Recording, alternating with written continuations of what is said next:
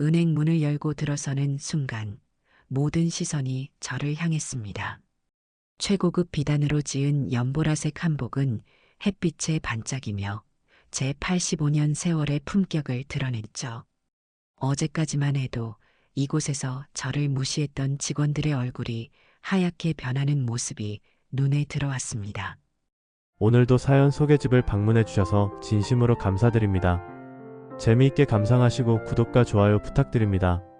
저는 박미자입니다. 대한민국 최대 섬유회사 미래직물의 창업자이자 지금은 한적한 한옥에서 소박하게 지내는 평범한 할머니가 되었습니다. 어제 오신 할머니 아니세요? 창구에 있던 젊은 여직원의 놀란 목소리가 들리자 저는 미소를 지으며 천천히 걸어갔습니다. 제 뒤로는 변호사와 비서, 그리고 몇몇 신뢰하는 임원들이 따라왔습니다. 어제는 낡은 한복 차림에 토끼 저금통을 든 손녀와 함께 왔다고 무시당했지만 오늘의 저는 달랐습니다. 정재호 명예회장님을 뵙고 싶습니다. 100억 원을 인출할 예정이니 준비해 주세요. 제 말이 떨어지자 은행 안이 순식간에 조용해졌습니다. 누군가 휴대폰을 떨어뜨리는 소리만 유난히 크게 들렸죠. 어제 저를 비웃던 직원들의 얼굴이 창백해졌고 안내 데스크에 있던 여성은 황급히 전화를 걸었습니다. 저를 도와주지 않겠다며 냉정하게 거절했던 바로 그 사람이었죠. 박미자 고객님, 죄송합니다. 바로 준비하겠습니다. 저는 고개를 살짝 끄덕였습니다. 복수심보다는 평온함이 제 마음을 채우고 있었습니다. 제가 50년간 쌓아온 사업 철학은 언제나 사람이 먼저였으니까요. 사람들의 행동이 바뀔 수 있다는 것을 오늘 보여주고 싶었습니다. 순간 엘리베이터 문이 열리고 정재호 명예회장이 급히 나왔습니다. 87세의 나이에도 여전히 위험 있는 모습이었죠. 그리고 저와 눈이 마주쳤을 때 50년 전 우리의 마지막 만남이 떠올랐습니다.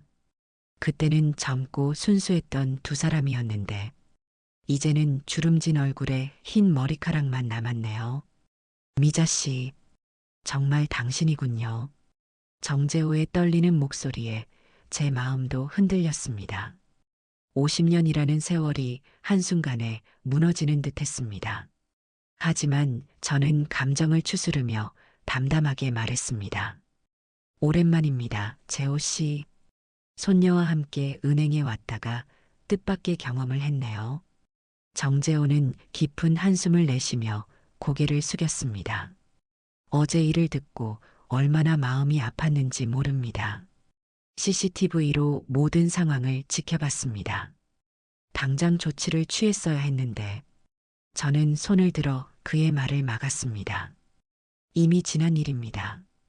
오늘은 100억 원을 인출하러 왔습니다. 그리고 할 이야기가 있어요. 정재호는 VIP룸으로 저를 안내했습니다. 최고급 가죽 소파와 원목 테이블이 놓인 공간에서 우리는 50년 만에 마주 앉았습니다. 그의 눈에는 후회와 그리움이 깃들어 있었죠. 미자 씨, 그동안 잘 지내셨습니까? 당신을 만나기 위해 얼마나 많은 노력을 했는지. 제 마음속에도 오랜 감정이 솟구쳤지만 저는 냉정함을 유지했습니다. 미래를 위해서는 과거와 마주해야 했으니까요. 그리고 저에게는 더 중요한 일이 있었습니다. 바로 손녀 지은이와 딸 수진을 지키는 일이었죠. VIP룸 밖에서 소란이 일어났습니다. 제 딸 수진과 독일인 사위 토마스가 당황한 표정으로 들어왔습니다. 제 뒤에서는 비서 김정숙이 조용히 속삭였습니다. 회장님, 모든 준비가 끝났습니다. 서류 작업도 완료되었습니다. 저는 고개를 끄덕이며 차분하게 일어섰습니다. 이제 제가 세운 계획을 실행할 시간이 왔습니다. 평생 숨겨왔던 비밀들이 모두 드러나는 순간이 시작된 것입니다. 1950년대 피난민의 딸로 태어난 저의 어린 시절은 가난과 고난의 연속이었습니다. 하루 세끼 먹는 것도 사치였던 시절, 13살부터 섬유 공장에서 일하며 생계를 도왔습니다. 눈이 침침해질 때까지 옷감을 짜고 바느질했던 그 시간들이 지금의 저를 만들었죠. 19 되던 해 공장에 물자를 납품하러 온 정재호를 처음 만났습니다. 당시 그는 명문가 출신의 젊은 은행원이었죠. 가난한 공장 노동자와 부유한 집안의 아들, 우리는 서로 다른 세계에 살고 있었습니다. 하지만 운명은 우리를 끌어당겼고 편지로 사랑을 키워갔습니다. 미자, 자네가 일하는 모습이 참 아름답네. 그 열정이 내 마음을 사로잡았어. 정재호의 진심 어린 말에 저는 처음으로 꿈을 꾸게 되었습니다. 우리만의 작은 섬유 공장을 차리는 꿈이었죠. 하지만 현실은 가혹했습니다. 정재호의 가족은 가난한 공장 노동자와의 결혼을 완강하게 반대했습니다. 그리고 어느 날 정재호는 갑자기 사라졌습니다. 마지막 편지도 작별 인사도 없이요. 상처받은 마음을 안고 저는 더욱 열심히 일했습니다. 밤낮으로 일하고 저축해 작은 재봉틀 가게를 열었죠. 그렇게 한 땀 한 땀 옷을 만들며 차근차근 사업을 키워나갔습니다.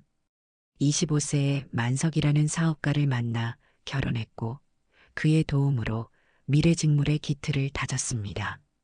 미자, 당신의 능력을 믿소. 내가 자금을 지원할 테니 마음껏 꿈을 펼쳐보시오. 남편의 격려 속에 저는 대한민국 섬유산업의 선두주자로 우뚝 섰습니다. 하지만 행복도 잠시 IMF 외환위기가 닥쳤죠. 많은 기업들이 직원들을 해고했지만 저는 달랐습니다. 개인 재산까지 털어 직원들의 생계를 지켰습니다. 직원들은 가족입니다. 어려운 시기일수록 우리는 함께 해야 합니다. 그 결정이 옳았습니다. 위기를 함께 극복한 미래직물은 더욱 단단해졌고 직원들의 충성심은 회사의 큰 자산이 되었습니다. 20년 전 남편이 세상을 떠난 후 저는 회사를 딸 수진에게 물려주었습니다. 하지만 회사 지분 51%는 여전히 제 명의로 두었죠. 그것은 제가 평생 지켜온 경영 철학을 보존하기 위한 결정이었습니다. 이제 저는 서울 외곽의 한옥에서 조용한 노후를 보내고 있습니다. 텃밭을 가꾸고 마을 어르신들과 시간을 보내는 평범한 할머니로 살고 있습니다. 아무도 제가 한때 대한민국 경제를 이끌던 여성 기업인이었다고 생각하지 않죠. 그저 소박한 노인으로만 보입니다. 유일한 낙은 8살 손녀 지은이와 보내는 시간입니다. 지은이의 순수한 미소는 저의 삶의 빛과 같은 존재입니다. 손녀에게 저는 항상 말합니다. 지은아, 성공의 비결은 돈이 아니라 사람에 대한 진심이란다. 내 주변 사람들을 진심으로 대하렴. 지은이는 제 말을 진지하게 듣고 고개를 끄덕입니다. 작은 손으로 제 주름진 얼굴을 쓰다듬으며 말하죠. 할머니, 저도 할머니처럼 되고 싶어요. 사람들에게 친절한 사람이요. 그런 지은이가 어느 날 자랑스럽게 토끼 모양 저금통을 들고 왔습니다. 1년 동안 매일 용돈 100원씩 모은 돈이라고 했죠. 그리고 은행에 가서 진짜 통장에 넣고 싶다고 말했습니다. 할머니, 같이 은행 가주세요. 제 첫 번째 통장을 만들고 싶어요. 지은이의 순수한 바람에 저는 함께 은행에 가기로 약속했습니다. 그런데 그 약속이 이렇게 큰 변화를 가져올 줄은 몰랐습니다. 평범한 일상이 뒤바뀌는 시작점이 될 줄은 상상도 못했죠. 따스한 봄날 오전, 저는 낡은 한복을 입고 지은이와 함께 강남의 NH 대형 은행 지점으로 향했습니다. 지은이는 토끼 모양 저금통을 소중히 품에 안고 들뜬 표정이었죠. 버스를 타고 가는 내내 창밖 풍경을 구경하며 끊임없이 질문을 쏟아냈습니다. 할머니, 제 동전으로 무엇을 살 수 있을까요? 로봇 장난감도 살 수 있을까요? 저는 웃으며 대답했습니다. 지금 당장 쓰는 것보다 미래를 위해 모으는 게 더 중요하단다. 내 돈이 은행에서 이자도 붙고 점점 더 많아질 거야. 돈을 벌기보다 모으는 것이 더 어려운 법이지. 은행에 도착하자 지은이의 눈이 반짝였습니다. 화려한 건물과 정장 차림의 직원들이 그 아이에게는 신기한 구경거리였죠. 저에게는 이 은행과 특별한 인연이 있었습니다. 30년 전 미래직물이 크게 성장하던 시기, 이 은행에 상당한 자금을 투자했고, 그 덕분에 은행도 전국 규모로 성장할 수 있었습니다. 하지만 오늘의 저는 그저 낡은 한복을 입은 평범한 할머니에 불과했습니다. 번호표를 뽑고 자리에 앉았지만 우리 번호는 좀처럼 불리지 않았습니다. 30분, 1시간, 그리고 이 시간이 지나도 여전히 기다려야 했죠. 할아버지, 왜 이렇게 오래 기다려요? 다른 사람들은 다 갔는데.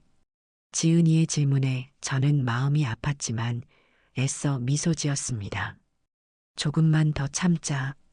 은행 사람들이 바쁜가 보구나. 우리도 곧 차례가 올 거야. 창구에서 일하는 젊은 여직원들은 저희를 힐끔거리며 서로 속삭였습니다. 그들의 대화가 제 귀에 들렸습니다. 저기 봐. 또 시골에서 올라온 할머니네. 저금통까지 들고 왔어.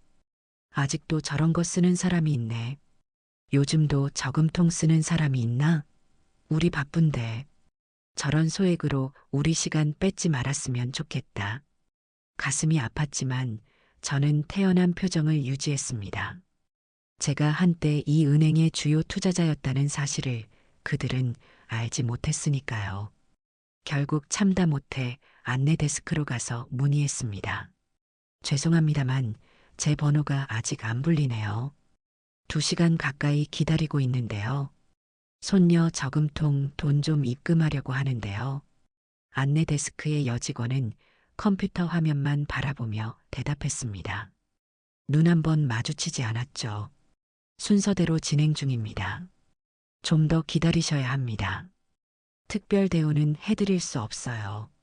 저는 지은이가 점점 지루해하는 모습을 보며 다시 한번 부탁했습니다.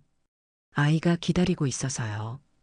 혹시 저금통 열고 동전 세는데 도움을 좀 받을 수 있을까요?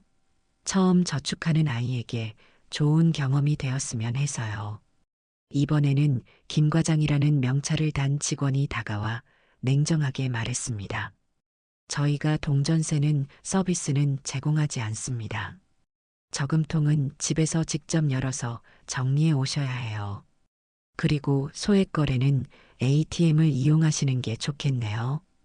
귀찮게 하지 마시고요. 그 순간 은행 입구로 딸 수진이 들어왔습니다. 명품 가방을 든 채 VIP 전용 창구로 직행하려다 저와 지은이를 발견했죠. 그녀의 표정에는 당혹감이 역력했습니다. 어머니, 지은이 여기서 뭐 하세요? 정말 여기까지 오셨다니. 수진의 목소리에 몇몇 은행원들의 시선이 집중됐습니다. 김 과장이 다가와 수진에게 공손히 인사했습니다. 그의 태도는 완전히 달라졌죠. 박수진 고객님 어서 오세요. VIP룸으로 안내해 드리겠습니다. 오늘은 어떤 업무를 도와드릴까요? 수진은 지은이의 저금통을 보고 당황한 표정을 지었습니다. 그녀는 주변 사람들의 시선을 의식하며 낮은 목소리로 말했습니다. 아니, 정말 이런 걸 가지고 은행에 오시면 어떡해요? 창피해서 어디 다닐 수가 없네. 제가 몇 번이나 말씀드렸잖아요. 김 과장과 다른 직원들은 서로 눈짓하며 웃음을 참았습니다. 저는 묵묵히 그 모든 상황을 지켜봤습니다. 제 눈빛에는 실망감이 서렸지만 동시에 무언가 결심한 듯한 강인함도 있었습니다.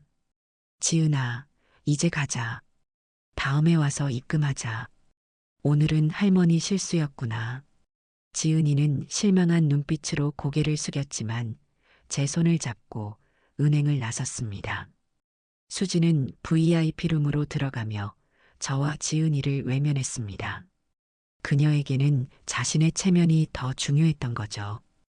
은행 밖으로 나온 제 표정은 담담했지만 마음속에서는 무언가가 결심한 듯한 변화가 일어나고 있었습니다. 앞으로 어떤 일이 벌어질지 그때는 아무도 예상하지 못했습니다. 은행 밖 공원 벤치에 앉아 지은이를 달래고 있을 때였습니다. 익숙한 목소리가 제 귀에 들려왔습니다. 회장님, 박미자 회장님 맞으시죠? 고개를 들어보니 40년 전 제 비서로 일했던 김정숙이 공손히 인사를 건네고 있었습니다. 푸른 정장을 입은 그녀는 여전히 단정한 모습이었습니다. 지은이는 호기심 어린 눈빛으로 김정숙을 쳐다봤습니다. 정숙 씨, 자네가 여기 웬일인가? 몇 년 만이지? 김정숙은 제가 회사를 운영할 때 10년 넘게 비서로 일했던 사람이었습니다. 처음에는 평범한 직원이었지만 성실함을 인정받아 제 오른팔이 되었죠. 지금은 은퇴 나이지만 여전히 깔끔한 정장 차림이었습니다. 회장님을 이런 곳에서 뵙게 될 줄은 몰랐습니다. 우연히 지나가다 뵙게 되어 정말 반갑습니다. 혹시 시간 괜찮으시면 커피 한 잔 하시겠습니까? 저는 잠시 고민하다 지은이를 바라봤습니다. 지은아, 할머니 옛 친구랑 잠깐 이야기 좀 해도 될까? 지은이는 순수한 미소로 대답했습니다. 네, 저도 같이 갈게요. 아이스크림 좋아해요. 세 사람은 근처 카페로 향했습니다. 카페 안으로 들어서자 김정숙은 VIP석으로 우리를 안내했습니다. 종업원들이 반갑게 인사하는 것을 보니 김정숙은 이 카페의 단골인 듯 했습니다. 회장님, 이제는 고문이라고 불러주세요. 실은 제가 NH은행 고문으로 일하고 있습니다. 회장님 덕분에 배운 지식으로 금융업계에서 자리를 잡았죠. 저는 놀란 표정을 감추지 못했습니다. 자네가 은행에서 일한다고? 비서에서 은행 고문으로 출세했군. 대단하네. 김정숙은 쑥스러운 듯 웃으며 설명했습니다. 회장님 덕분입니다. 회장님이 저를 야간 대학에 보내주셨잖아요. 그때 경영학을 공부한 게 지금 이렇게 도움이 됐습니다. 은행 직원들은 회장님이 누구신지 모르는 모양이더군요. 지은이는 딸기 아이스크림을 먹으며 두 어른의 대화를 흥미롭게 지켜봤습니다. 김정숙은 지은이에게 자신을 소개했습니다. 내가 지은이구나. 할머니께서 손녀 자랑을 많이 하셨어. 이렇게 만나니 정말 반갑다. 내 저금통 정말 훌륭하구나. 지은이의 얼굴이 환해졌습니다. 고맙습니다. 제가 1년 동안 모았어요. 은행에 넣고 싶은데 안 도와줬어요. 김정숙의 표정이 진지해졌습니다. 내일 다시 오렴. 내가 특별히 도와줄게. 대화가 계속되는 동안 김정숙이 제게 중요한 정보를 전해주었습니다. 현 은행장이 바로 정재호라는 사실이었습니다. 제가 50년 전 사랑했던 그 사람이었죠. 더 충격적인 것은 제 사위 토마스가 독일에서 사업 실패로 50억의 빚이 있다는 사실과 그가 회사 부사장 강대철과 함께 저의 치매 진단을 위조하려 한다는 것이었습니다. 회장님, 한 가지 더 알려드릴 게 있습니다. 박수진 사장님의 남편 토마스 씨가 회사 지분 문제로 변호사들과 자주 접촉하고 계십니다. 의사들과도 만나고 계시더군요. 회장님을 치매 환자로 진단받게 하여 후견인 지정을 통해 지분을 빼앗으려는 움직임인 것 같습니다. 제 표정이 굳어졌습니다. 딸과 사위가 제 뒤에서 그런 일을 벌이고 있다니 믿기지 않았습니다. 수지는 회사를 물려받을 때 제 경영 철학을 존중하겠다고 약속했었는데 그것이 거짓말이었던 모양입니다. 그런 일까지 벌이고 있었군. 내가 너무 순진했나 보네. 김정숙은 조심스럽게 말을 이었습니다. 죄송합니다, 회장님. 불편한 소식을 전해드려서요. 하지만 알고 계시는 게 좋을 것 같았습니다. 지은이가 아이스크림을 다 먹고 두 어른의 대화에 끼어들었습니다. 할머니, 엄마랑 아빠가 할머니한테 나쁜 짓 하는 거예요? 저는 당황했지만 곧 미소를 지었습니다. 아니란다, 지은아. 어른들의 이야기야. 걱정하지 마렴. 하지만 지은이의 눈빛은 어른들이 생각하는 것보다 더 많은 것을 이해하고 있음을 보여주었습니다. 어린 나이지만 가족 내 긴장감을 느끼고 있는 듯 했습니다. 할머니, 제가 도와드릴게요. 제 저금통 돈 다 드릴게요. 김정숙과 저는 지은이의 순수한 말에 웃음을 터뜨렸습니다. 그 순간만큼은 모든 걱정을 잊을 수 있었습니다. 내 마음만으로도 충분하단다. 내일 은행에 같이 가자. 그리고 집에 가면 저금통 돈을 세워보렴. 얼마나 모았는지 정확히 알아야 통장에 넣을 수 있으니까. 김정숙은 제게 명함을 건넸습니다. 회장님, 내일 오전 10시에 뵙겠습니다. 제가 미리 준비해 두겠습니다. 헤어지기 전 김정숙은 한마디를 덧붙였습니다. 회장님, 내일은 정장 입고 오시는 게 어떨까요? 옛날 그 카리스마를 보여주시죠. 저는 고개를 끄덕였습니다. 제 눈빛은 이미 달라져 있었습니다. 오랫동안 잠들어 있던 무언가가 깨어나고 있었죠. 지은이의 손을 잡고 일어섰습니다. 내일을 위한 준비를 해야 했으니까요. 저녁 무렵 집으로 돌아온 저는 오래된 서재문을 열었습니다. 방 안은 깨끗하게 정돈되어 있었지만 책상 위 서류들에는 먼지가 쌓여 있었습니다. 먼지가 쌓인 서류 캐비닛에서 하나의 파일을 꺼냈습니다.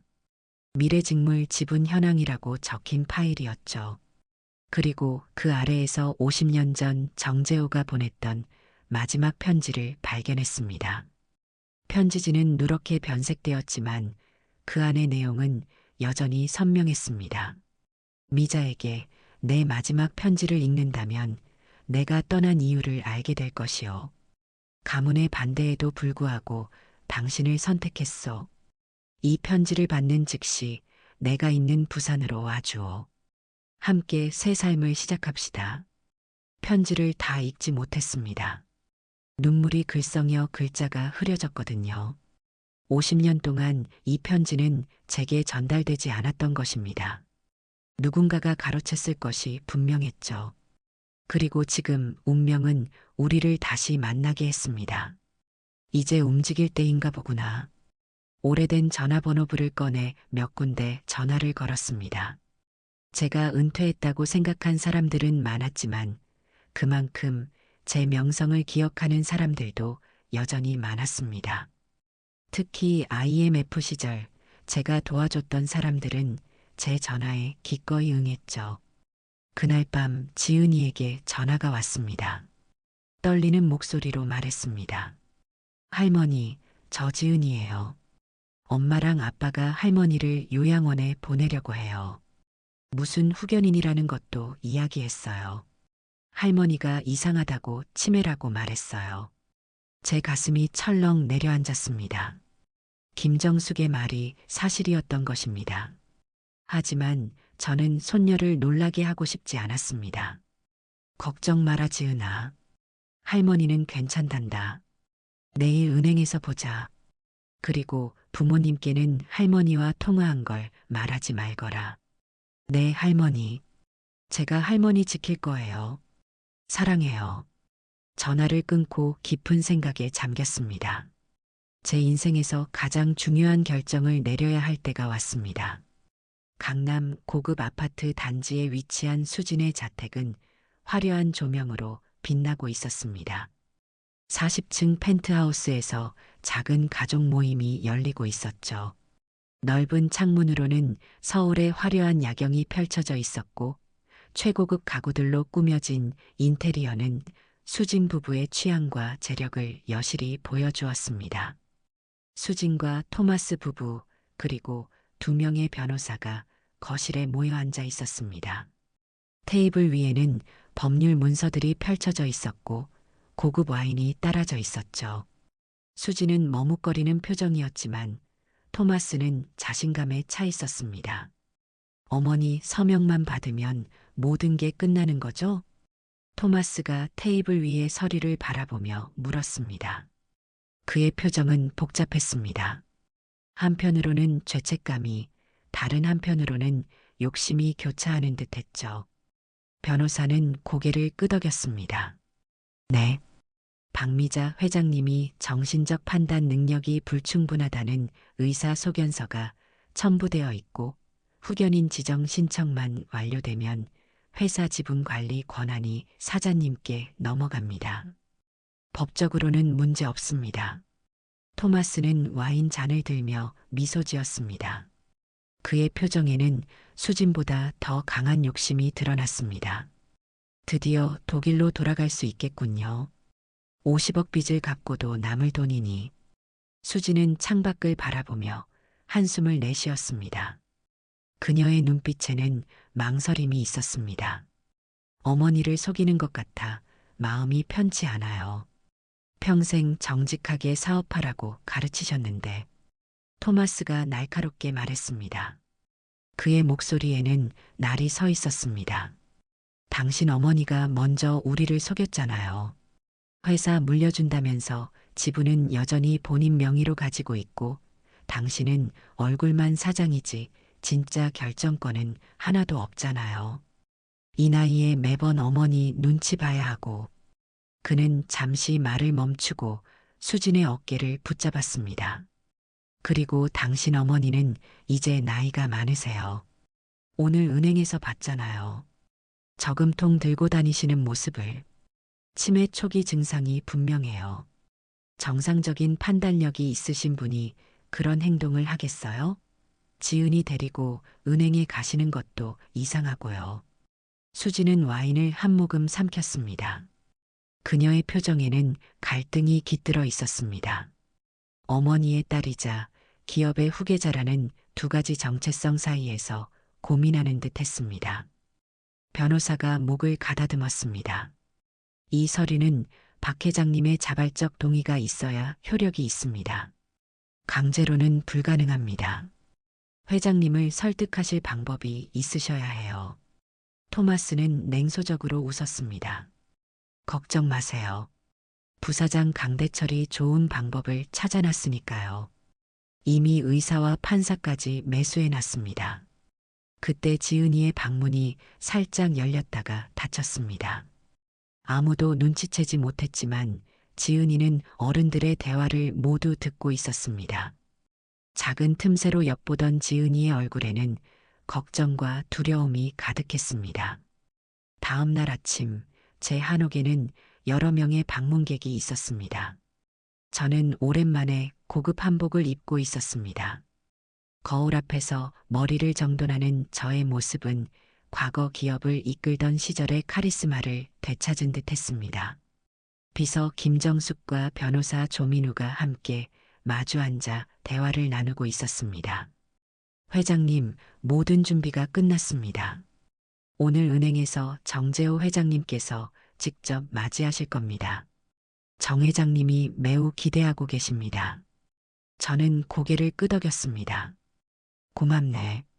50년 만에 정장을 입으니 좀 어색하군. 하지만 이럴 때가 왔나 보네. 변호사 조민우가 서류 가방을 열며 말했습니다. 회장님, 사위 부부가 후견인 신청을 준비하고 있습니다. 이미 의사까지 매수해 치매 소견서를 작성하려 하고 있어요. 미리 방어책을 마련해 두시는 게 좋겠습니다. 저는 담담하게 대답했습니다. 내가 치매라도 걸렸나? 아직은 정신이 말짱하다네. 걱정 말게. 내 나름의 계획이 있으니. 조민우는 서류 몇 장을 꺼내 저에게 보여주었습니다. 이것은 회장님의 의학적 평가 결과입니다. 최고의 신경과 전문의에게 검사를 받으신 결과 인지 기능이 정상임을 증명하는 서류입니다. 혹시 모를 법적 분쟁에 대비해 준비해 두었습니다. 저는 서류에 눈을 훑으며 고개를 끄덕였습니다. 조 변호사 항상 한 발 앞서 생각하는군. 고맙네. 그때 제 휴대폰이 울렸습니다. 지은이었습니다. 할머니, 저 학교 끝나고 은행으로 갈게요. 제가 다 세어봤어요. 59,820원이에요. 그래, 지은아. 할머니가 기다릴게. 오늘은 특별한 날이 될 거야. 전화를 끊는 제 표정이 밝아졌습니다. 모든 재산보다 손녀의 한마디가 저에게는 더 값진 것이었습니다. 김정숙에게 물었습니다. 부사장 강대철에 대한 조사는 어떻게 됐나? 회장님, 강대철은 독일 출장을 자주 다녀왔습니다. 토마스의 파산한 회사에 투자했다가 손실을 본 것으로 보입니다. 이번 일이 그들의 복수이자 해결책인 셈이죠. 저는 마음속으로 다짐했습니다. 회사도 자신의 명예도 중요하지만 무엇보다 손녀에게 물려줄 가치와 교훈이 가장 중요하다고 말입니다. 자, 이제 출발할 시간이군. 제 삶에서 가장 중요한 하루가 시작되었습니다. 이른 오후 NH은행 앞에 검은색 고급 세단이 한 대 멈춰 섰습니다. 차문에는 작은 금색 엠블럼이 빛났고 창문은 짙은 선팅으로 처리되어 안이 보이지 않았습니다. 운전석에서 내린 김정숙이 재빨리 뒷좌석 문을 열었습니다. 그 안에서 나온 사람은 어제의 초라한 노인이 아닌 완벽하게 차려입은 품위 있는 여성 기업인이었습니다. 최고급 비단으로 만든 연보라색 한복에 우아한 보석 장신구를 착용한 저는 은행 문을 향해 당당히 걸어갔습니다. 나이는 들었지만 저의 존재감은 여전히 압도적이었습니다. 뒤로는 변호사 조민우와 2명의 신뢰하는 임원들이 따라왔습니다. 그들은 모두 정장 차림의 서류 가방을 들고 있었습니다. 준비됐나, 정숙 씨? 네, 회장님. 모든 준비가 끝났습니다. 정재호 회장님께서 직접 1층에서 기다리고 계십니다. 문을 열고 들어서자 로비에 있던 사람들의 시선이 일제히 저에게 쏠렸습니다. 제가 처음 발견한 것은 어제 저를 무시했던 김 과장과 다른 직원들의 놀란 표정이었습니다. 두 사람은 창구에서 일하다 저를 발견하고는 얼굴이 하얗게 변했습니다. 그들의 눈에는 놀라움과 당혹감이 역력했습니다. 저기 저분이 어제 오신 할머니 아닌가? 맙소사? 설마. 로비에 긴장감이 감돌았습니다. 은행 직원들 사이에서 수군거림이 오갔습니다. 안내 데스크에 있던 직원은 저희 일행을 보고 황급히 전화를 걸었습니다. 그때 엘리베이터 문이 열리고 정재호 회장이 급히 나왔습니다. 87세의 나이에도 여전히 위험 있는 모습이었습니다. 우리의 시선이 마주쳤을 때 50년 전의 기억이 물밀듯이 밀려왔습니다. 그때는 가난한 공장 노동자와 부유한 집안의 아들이었지만 지금은 둘 다 한국 경제계의 거물이 되어 있었습니다.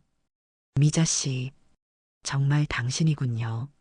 정재호의 목소리는 떨렸습니다. 그의 눈빛에는 반세기의 그리움이 담겨 있었습니다. 저도 마음이 동요했지만 감정을 억누르고 담담하게 대답했습니다. 오랜만입니다, 재호 씨. 어제 저와 손녀가 이 은행에서 어떤 대우를 받았는지 들으셨나요? 정재호는 깊은 한숨을 내쉬며 고개를 숙였습니다.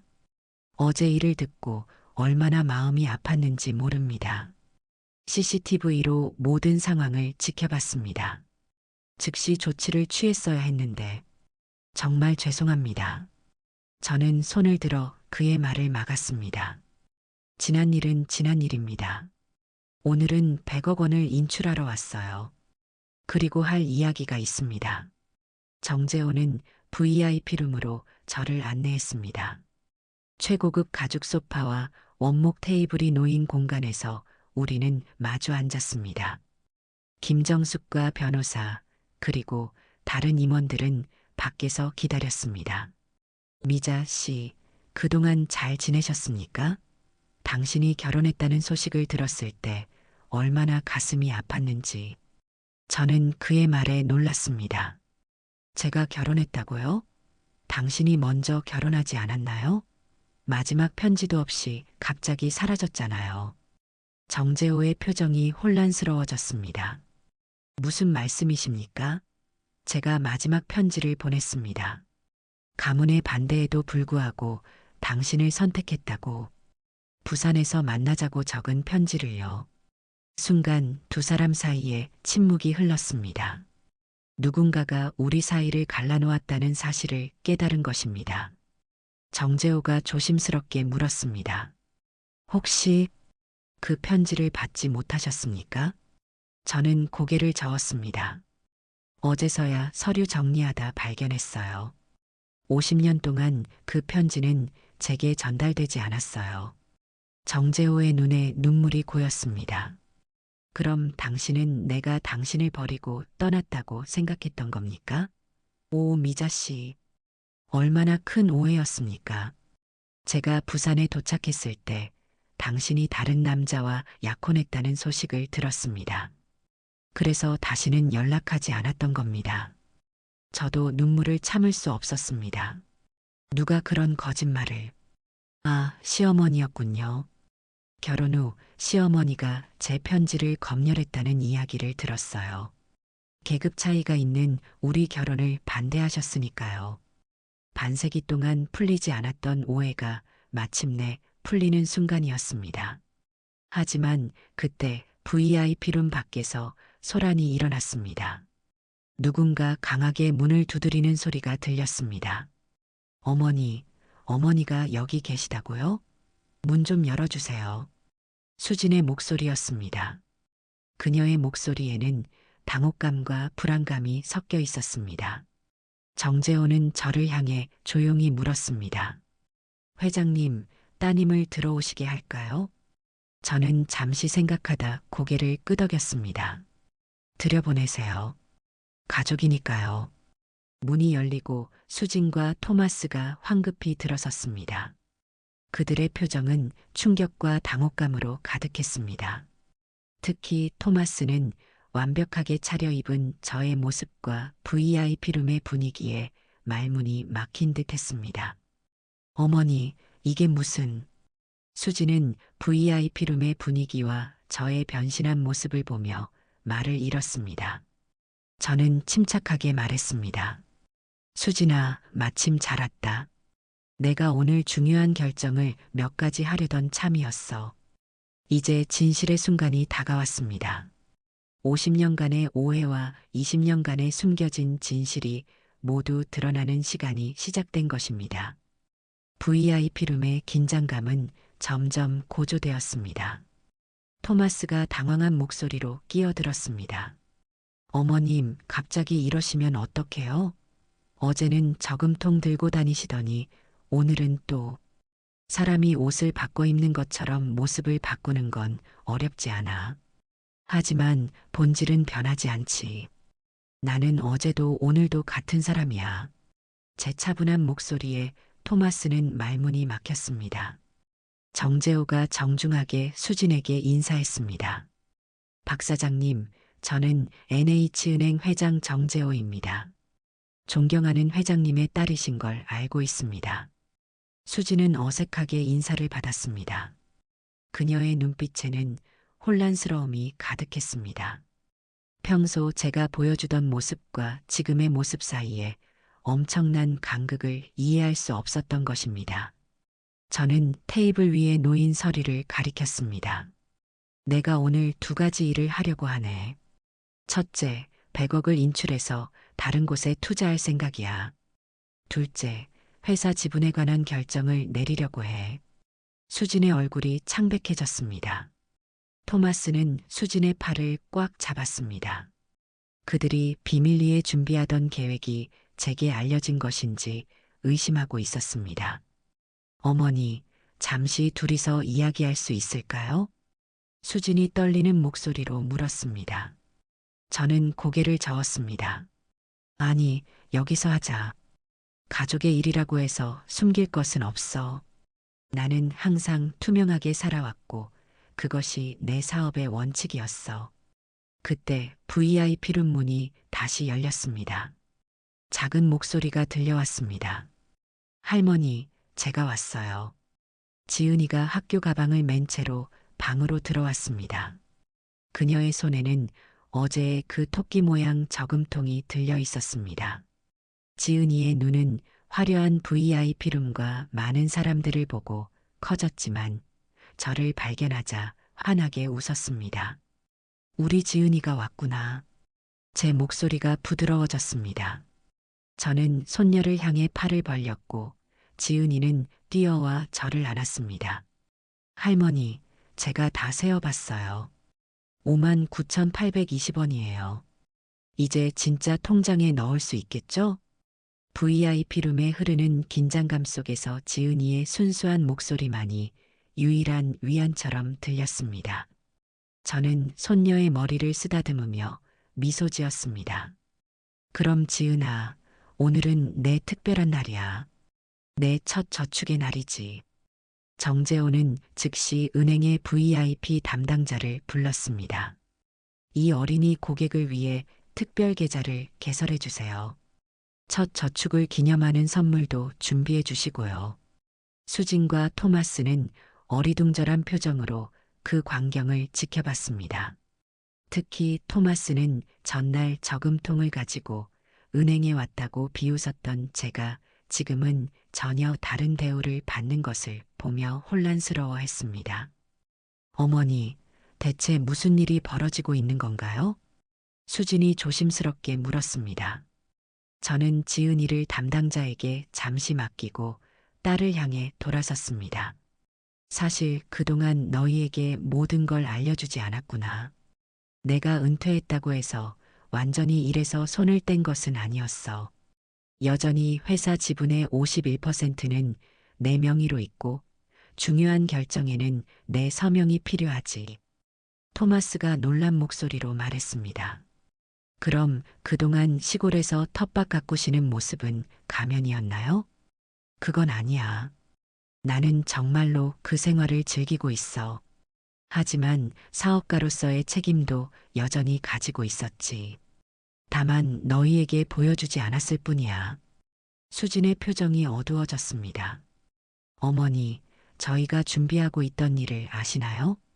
저는 고개를 끄덕였습니다. 후견인 신청에 관한 일 말이냐? 알고 있단다. 방 안에 무거운 침묵이 내려앉았습니다. 토마스는 자리에서 일어나려 했지만 수진이 그의 손을 잡아 말렸습니다. 어머니, 해명할 기회를 주세요.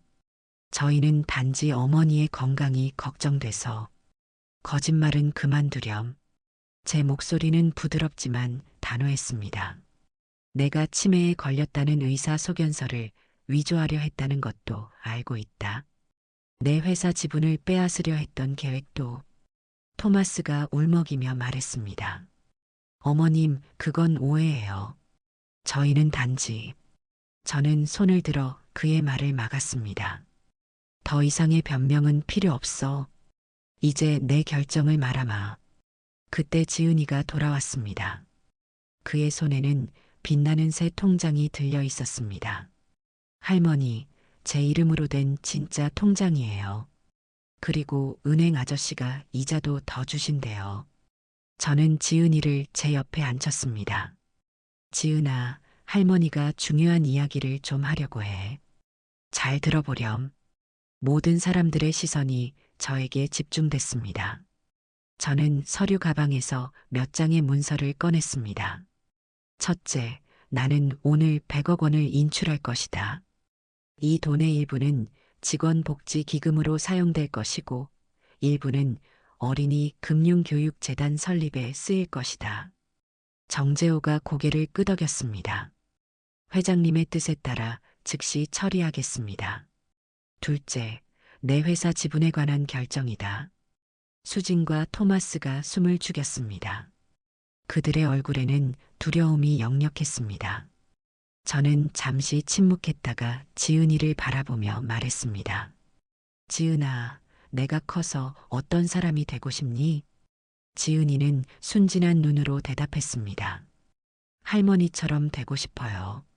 착한 사람이요. 저는 미소를 지었습니다. 그래. 사람이 가장 중요한 건 돈이 아니라 마음이란다. 이걸 기억하렴. 그런 후 저는 다시 수진과 토마스를 향해 말했습니다. 나는 회사 지분 51%중 20%를 직원들에게 나누어 줄 것이다.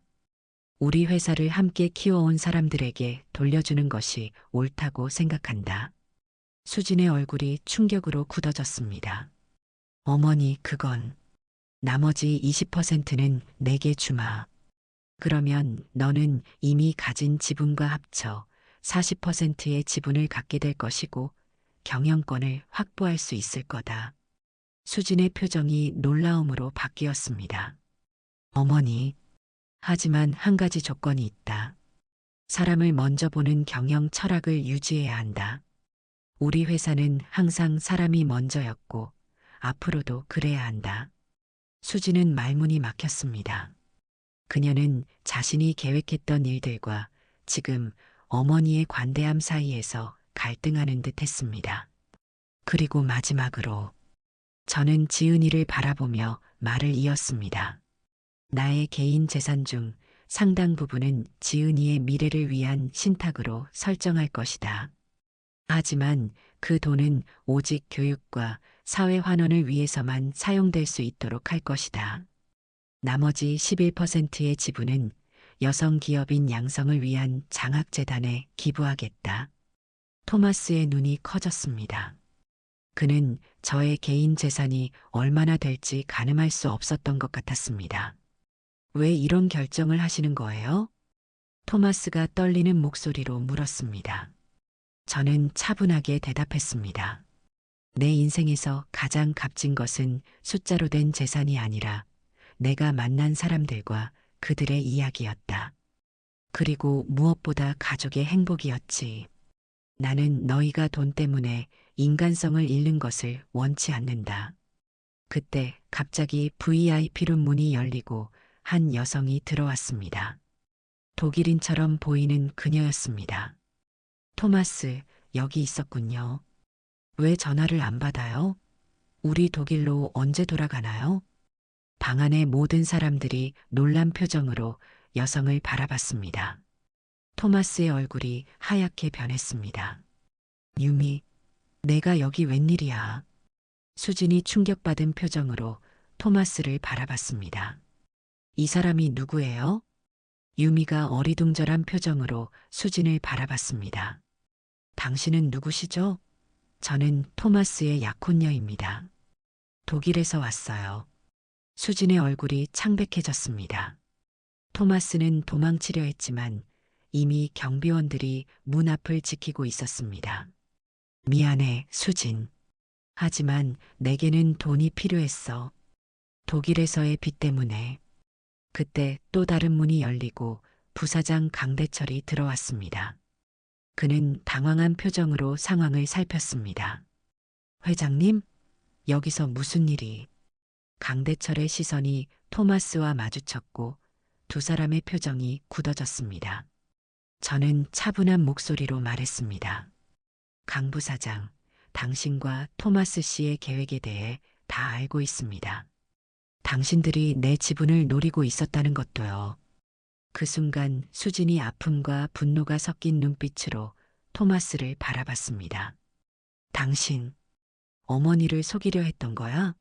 그리고 나도? 토마스와 강대철은 서로를 바라본 후 갑자기 도망치려 했지만 이미 경비원들이 그들을 저지했습니다. 이 모든 상황을 지은이가 놀란 눈으로 지켜보고 있었습니다. 할머니, 아빠가 나쁜 사람이에요? 저는 지은이를 안아주며 대답했습니다. 사람은 누구나 실수를 해. 중요한 건 그 실수를 인정하고 바로잡는 거란다. 정재호가 자리에서 일어났습니다. 이번 일을 계기로 우리 은행은 모든 고객은 VIP 캠페인을 시작하겠습니다. 또한 여성 기업인 육성 프로그램도 시작하고자 합니다. 수지는 눈물을 흘리며 저에게 다가왔습니다. 어머니, 정말 죄송합니다. 저는 어머니의 가르침을 잊고 있었던 것 같아요. 돈에 눈이 멀어 가장 중요한 걸 잊었습니다. 저는 딸을 안아주었습니다. 용서는 이미 했다. 하지만 앞으로는 이런 일이 없어야 할 것이다. 가족은 서로를 지지하고 사랑해야 하는 것이니까. VIP룸에 모인 모든 사람들은 각자의 감정과 생각에 잠겨 있었습니다. 그리고 저는 마침내 50년의 오해를 풀고 정재호와 새로운 시작을 맞이할 준비가 되어 있었습니다. 6개월이 지난 가을, 제 한옥에는 오랜만에 가족이 모두 모였습니다. 마당에는 작은 파티가 열렸고 텃밭에서 직접 기른 채소로 만든 음식들이 테이블 위에 가득 차려져 있었습니다. 수진과 지은이, 그리고 회사의 중역들과 은행 관계자들까지 모두 함께 했습니다. 수진은 6개월 동안 많이 변해 있었습니다. 토마스와 이혼 후 그녀는 제 경영 철학을 이해하기 위해 노력하고 있었습니다. 예전의 화려한 명품 대신 단정한 차림으로 직원들을 존중하는 모습이었습니다. 어머니, 정원이 정말 아름답네요. 제가 도울 일이 있으면 말씀해 주세요. 저는 미소 지었습니다. 고맙구나. 다음에는 지은이와 함께 텃밭 가꾸는 법을 가르쳐 줄게. 지은이는 새로운 친구들에게 자신의 첫 통장 이야기를 신나게 들려주고 있었습니다. 그녀의 첫 통장에는 이제 59,820원이 아닌 그보다 훨씬 많은 금액이 적혀 있었습니다. 정재호 회장이 특별 이자율을 적용해 준 덕분이었죠. 정재호는 최근 은행을 떠나 저와 함께 세대 간 존중재단을 설립했습니다. 우리는 50년이라는 긴 시간을 잃었지만 남은 시간을 의미 있게 보내기로 했습니다. 그는 오늘도 정장 차림으로 행사에 참석했습니다. 미자 씨, 이 자리에 함께 해주셔서 감사합니다. 지난 6개월 동안 많은 변화가 있었네요. 정재호가 건배를 제안했습니다. 저는 장난스럽게 눈을 흘겼습니다. 아직도 저를 미자 씨라고 부르시나요? 이제 반말해도 괜찮아요. 모두가 웃음을 터뜨렸습니다. 정재호의 얼굴이 붉어졌지만 그도 함께 웃었습니다. 지난한 시간이 필요했지만 우리는 마침내 서로를 다시 찾았군요, 미자. 수진이 말을 이었습니다. 회사도 많이 변화하고 있어요. 직원복지기금 덕분에 직원들의 만족도가 크게 올랐고 생산성도 향상되었습니다. 어머니의 경영 철학이 옳았다는 것을 이제야 깨닫고 있어요. 저녁이 무르익어갈 무렵 텔레비전에서는 특별한 뉴스가 방송되고 있었습니다. 오늘 세대간 존중재단이 공식 출범했습니다. 이 재단은 노인과 어린이를 위한 금융교육과 복지를 지원하게 됩니다. 재단 설립자인 박미자 회장은 모든 사람이 존중받는 사회를 만들고 싶다는 뜻을 밝혔습니다. 또 다른 뉴스에서는 토마스와 강대철이 독일에서 체포되었다는 소식을 전했습니다. 그들은 한국을 떠난 후에도 사기 행각을 벌이다 결국 법의 심판을 받게 된 것입니다. 밤이 깊어가는 가운데 저는 마당에 혼자 앉아 별을 바라보고 있었습니다. 지은이가 조용히 다가와 제 옆에 앉았습니다. 할머니 행복하세요? 저는 지은이를 품에 안았습니다. 그럼 정말 행복하단다. 내게는 너와 같은 손녀가 있고 우리 가족이 다시 하나가 되었으니까. 은행에서 할머니를 무시했던 사람들한테도 화 안 나요? 저는 잠시 생각하다 대답했습니다. 처음에는 조금 섭섭했지. 하지만 그 일이 있었기에 더 좋은 변화가 생겼잖니. 때로는 불편한 경험이 더 큰 배움을 가져다 주기도 한단다. 수진이 두 사람에게 다가왔습니다. 어머니, 이제 회사에서 어머니의 경영 철학을 다시 배우고 있어요. 사람을 중시하는 어머니의 가치관이 회사의 진정한 성공 비결이었다는 걸 이제야 깨달았습니다. 정재호도 따뜻한 차를 들고 나왔습니다. 이건 제가 직접 우려낸 국화차입니다. 몸에 좋을 거예요. 네 사람은 달빛 아래 차를 마시며 조용한 대화를 나눴습니다. 그 어느 때보다 가족처럼 느껴지는 순간이었습니다. 이번 주 세대간 존중재단 행사에 저희도 참여할게요. 어머니의 뜻을 이어가고 싶어요. 집 안으로 들어가는 길에 저는 문득 하늘을 올려다봤습니다. 오늘처럼 별이 밝게 빛나는 밤, 남편이 하늘에서 자신을 지켜보고 있을 것만 같았습니다. 그리고 정재호와 나란히 걸으며 생각했습니다. 인생에는 늦은 때란 없다고 말입니다. 이틀 후 NH은행 전국 지점에는 새로운 캠페인 포스터가 걸렸습니다. 모든 고객은 VIP입니다라는 문구와 함께 어린이부터 노인까지 다양한 연령층의 사람들이 환하게 웃고 있었습니다. 한 달 뒤 전국 뉴스에서는 토끼 저금통이 가져온 변화라는 다큐멘터리가 방영되었습니다. 저의 이야기는 많은 사람들에게 감동을 주었고 세대 간 존중 캠페인이 전국적으로 확산되기 시작했습니다. 저의 텃밭은 이제 주말마다 수진과 지은이가 함께 가꾸는 공간이 되었습니다. 그들은 흙을 만지며 자연의 소중함을 배우고 함께 수확한 채소로 식사를 준비하며 가족의 소중함을 느꼈습니다. 한옥마당에서 지은이는 새로운 저금통에 동전을 넣으며 저에게 물었습니다. 할머니, 진짜 행복이 뭐예요? 저는 정재호와 눈빛을 교환하며 대답했습니다. 진정한 부는 돈이 아니라 사람과의 관계에 있는 거야. 그리고 늦더라도 진실을 마주하는 용기야. 사람은 겉모습이 아닌 마음으로 판단해야 한단다.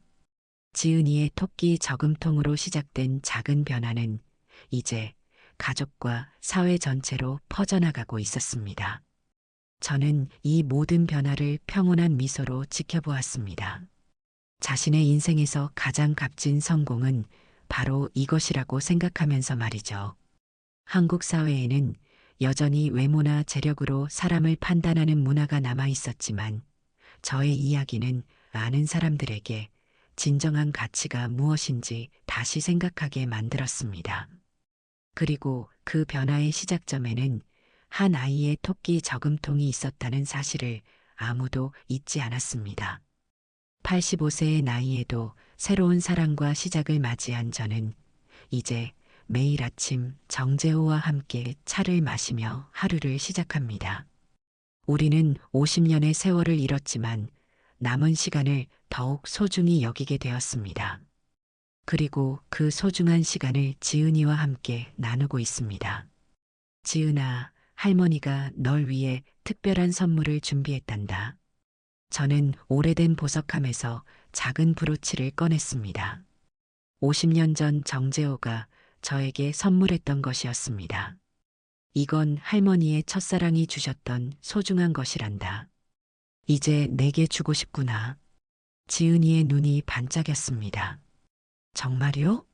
하지만 이렇게 소중한 걸 저에게 주셔도 돼요? 물론이지. 소중한 것은 나눌수록 그 가치가 커진단다. 이것처럼 내 마음도 나눔의 가치를 알게 되길 바란다. 사람을 겉모습으로 판단하지 말고 진정한 가치를 볼 줄 아는 사람이 되라는 교훈을 담아 지은이에게 브로치를 달아주었습니다. 그렇게 저의 이야기는 다음 세대로 이어지고 있었습니다. 저의 텃밭은 이제 주말마다 수진과 지은이가 함께 가꾸는 공간이 되었습니다. 그들은 흙을 만지며 자연의 소중함을 배우고 함께 수확한 채소로 식사를 준비하며 가족의 소중함을 느꼈습니다. 한옥마당에서 지은이는 새로운 저금통에 동전을 넣으며 저에게 물었습니다. 할머니, 진짜 행복이 뭐예요? 저는 정재호와 눈빛을 교환하며 대답했습니다. 진정한 부는 돈이 아니라 사람과의 관계에 있는 거야. 그리고 늦더라도 진실을 마주하는 용기야. 사람은 겉모습이 아닌 마음으로 판단해야 한단다. 지은이의 토끼 저금통으로 시작된 작은 변화는 이제 가족과 사회 전체로 퍼져나가고 있었습니다. 저는 이 모든 변화를 평온한 미소로 지켜보았습니다. 자신의 인생에서 가장 값진 성공은 바로 이것이라고 생각하면서 말이죠. 한국 사회에는 여전히 외모나 재력으로 사람을 판단하는 문화가 남아 있었지만 저의 이야기는 많은 사람들에게 진정한 가치가 무엇인지 다시 생각하게 만들었습니다. 그리고 그 변화의 시작점에는 한 아이의 토끼 저금통이 있었다는 사실을 아무도 잊지 않았습니다. 85세의 나이에도 새로운 사랑과 시작을 맞이한 저는 이제 매일 아침 정재호와 함께 차를 마시며 하루를 시작합니다. 우리는 50년의 세월을 잃었지만 남은 시간을 더욱 소중히 여기게 되었습니다. 그리고 그 소중한 시간을 지은이와 함께 나누고 있습니다. 지은아, 할머니가 널 위해 특별한 선물을 준비했단다. 저는 오래된 보석함에서 작은 브로치를 꺼냈습니다. 50년 전 정재호가 저에게 선물했던 것이었습니다. 이건 할머니의 첫사랑이 주셨던 소중한 것이란다. 이제 내게 주고 싶구나. 지은이의 눈이 반짝였습니다. 정말요? 하지만 이렇게 소중한 걸 저에게 주셔도 돼요? 물론이지.